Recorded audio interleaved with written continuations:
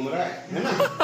तो देख लो, जब तक वो बात कर रहे थे इतने में एक बंदर ने कुछ नहीं सोचा और कूद गया 3 गिरने से।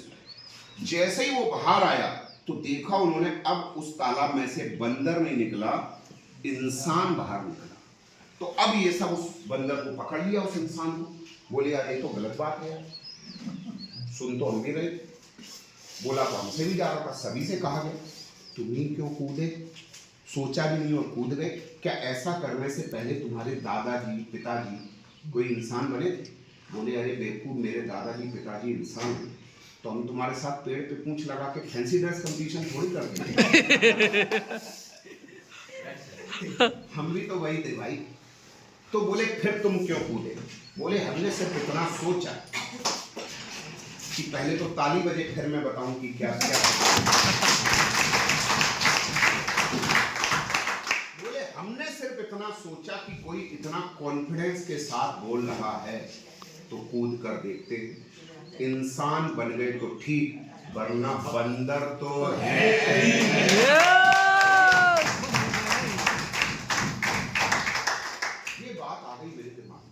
मैंने कहा इस बिजनेस को करने से नुकसान कुछ भी नहीं, फायदे की लंबी लिस्ट है। तो मैंने कहा कामयाब हो गए तो अच्छी बात, वरना रेलवे की नौकरी जिंदाबाद।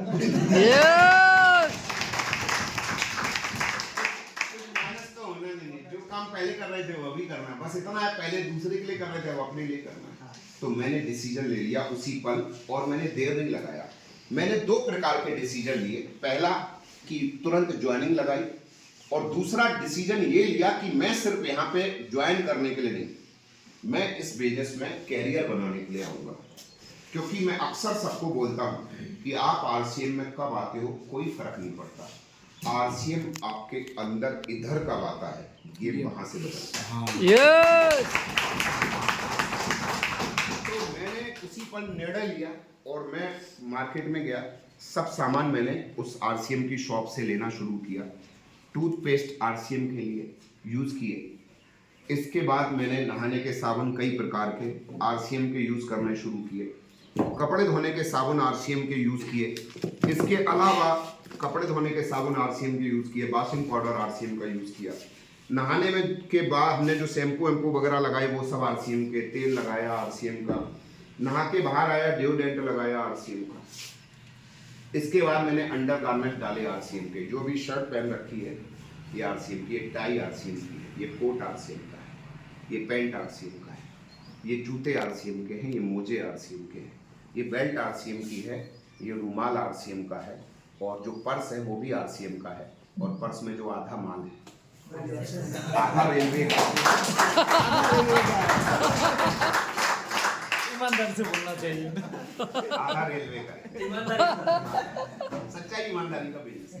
तो ये मैंने लिया। अगर मैं ये यहाँ से नहीं खरीदता तो आप सबकी तरीके से कुछ सामान इसका कुछ उसका, साबुन हमाम का, तो पैसा तमाम का हमारा नहीं होता। तो हमने अपनी खुद का ब्रांड एम्बेसडर बनने का मौका मिला मुझे, मैंने ये यूज़ किए। इसके बाद हल्दी धनिया नमक पापड़ ढोकला सब आरसीएम, खाने का तेल आरसीएम। बाहर कोई बीमार होता है तो बोलते तेल मत खाना, ये तेल ऐसा है जिसको डॉक्टर बोलते हैं, पीजीआई चंडीगढ़ के, एक बुक दीजिएगा, पीजीआई चंडीगढ़ के डायरेक्टर के तलवार बोलते हैं कि ये तेल को जो कोई भी खाएगा उसके घर में क्या होने वाला है, ये तेल जो भी खाएगा उसके घर में किसी को भी, परिवार में एक भी व्यक्ति को डायबिटीज नहीं होगी, और अगर किसी को शुगर है तो वो खत्म हो जाएगी इसकी वजह से। यस, ये धीरे धीरे स्लोली। और इसके साथ एक और चीज ले ली आपने, गामा और इनवर्स, तो ऐसे रिजल्ट आएंगे जो आप सपने में भी नहीं सोच सकते। और इसका मैं प्रत्यक्ष एग्जाम्पल हूँ, डिटेल में बताऊंगा सर मेरे पिताजी भी है प्रत्यक्ष एग्जांपल। क्या बात है सर, क्या था मैं आर्मी में था, टीचर में भी था। अच्छा, तो आपको पहले कुछ डायबिटीज वगैरह था कुछ था? ये लेने से क्या फर्क पड़ा? पूरा क्लियर हो गया। एक बार ताली बजा दो। देखिए, मैंने जब आपको सफलता की बात की थी तो स्वास्थ्य भी बोला था, और नीचे एक लाइन और बोली थी, दुआएं और प्यार। अगर किसी को आप स्वास्थ्य दे देते हो तो वो जो दुआएं देगा ना, वो पैसे से भी बड़ी चीज होगी। हाँ, यस यस।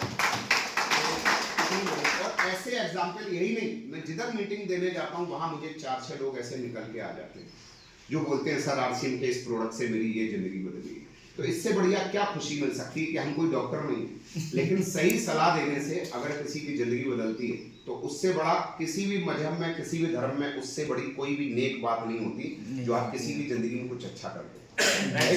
यस तो और वो भी कैसा थे जिसको 4 बार राष्ट्रपति और प्रधानमंत्री अवार्ड दे चुके हैं। Hello, yes. तो मिलावट की चीजों से बच के हम ऐसी चीजें खुद यूज करेंगे और समाज में भी लोगों का भला करने के लिए लोगों को बताएंगे, तो उससे भी बहुत सारे लोगों की जिंदगी बदल सकती है। समाज सेवा भी हो रही है, देश सेवा भी हो रही है, राइट। ये हमने यूज किया, यूज करने के बाद अपने जानने वालों को बताया। शुरू में मैंने जब ये बताया तो शुरू में वही हुआ जो आप में से बहुत लोगों के साथ होता है। क्या? मेरी लोगों ने हंसी बनाई, मेरी बात को नहीं माना। तो ये क्यों नहीं माना? क्योंकि दुनिया में हर अच्छे काम का शुरू में विरोध होता है। मैं अगर आपको क्लियर करूं, समझ जाओगे आप मेरी बात। जब पहली बार ट्रेन चलाने का फैसला लिया गया, रेल, तो कोई इंसान बैठने को तैयार नहीं था। यस पहली ट्रेन जानवरों को बिठा के चलाई गई, पहली ट्रेन। अच्छा, आज की डेट में आप बताओ जानवर बैठते हैं या इंसान? इंसान। और इतने ज्यादा बैठते हैं कि टिकट भी कंफर्म नहीं होता। 3 माह पहले बैठने को तैयार नहीं थे, अब उतरने। सही है? अच्छा, जब ये लाइट पहली बार आई तो लोग बोले नहीं, हमारी लालटेन बड़ी है, ये बेकार, इसमें करंट लग जाता है, मर जाएंगे, ये हो जाएगा, वो हो जाएगा। आज अगर लाइट चली जाए तो सरकारें भी साथ में चली जा सकती हैं। हेलो, सही बात है। फिर आया गैस सिलेंडर, बोले ये तो बहुत खतरनाक है, फट गया तो घर उड़ जाएगा, चूल्हा ठीक है, अभी उसके ऊपर बैठ के खाना खा वही बोले। आज कितने हैं सबके घर में? सबके घर में खत्म नहीं होना चाहिए, पहले से रेडी रखा है। Hello, yes. और जैसा ये बता रहे, अगर कोई भी रिश्तेदार आ जाए और चेयर खाली नहीं तो बिठा भी देते। एक पल भी नहीं सोचते तो इसका क्या होगा। हेलो, सोचिए। तो कहने का मतलब है, पहले शुरू में विरोध होता है हर काम का, बाद में वो उनकी जिंदगी का अभिन्न अंग बन जाता है। तो वैसे ही जब डायरेक्ट सेलिंग आई तो लोगों ने विरोध किया। आज की डेट में आरसीएम में 3 करोड़ से ज्यादा लोग ज्वाइन हो चुके हैं। Hello, yes. लेकिन गुड न्यूज ये है कि 154 करोड़ आने अभी बाकी है। राइट।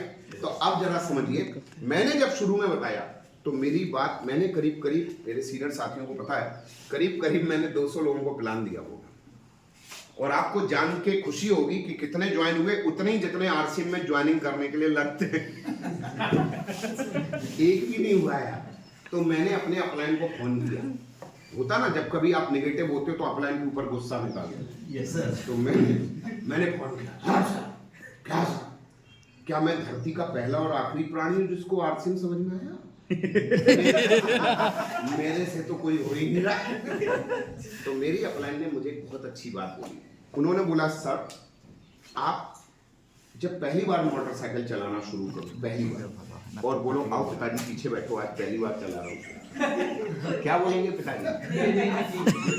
भाग जाए इधर से, नाम भी मत लेना, बैठ गया हाथ पर तोड़ाने, क्या मुझे मैं ही मिला था ट्रायल करने के लिए।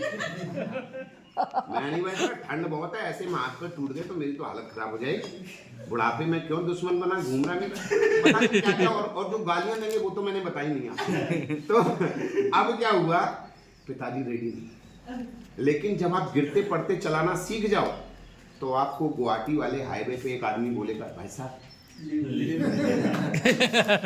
मुझे बात समझ में आ गई कि जब तक इसे सीखोगे नहीं तो आपके घर वाले ही आपके साथ आतंकवादियों जैसा व्यवहार करेंगे।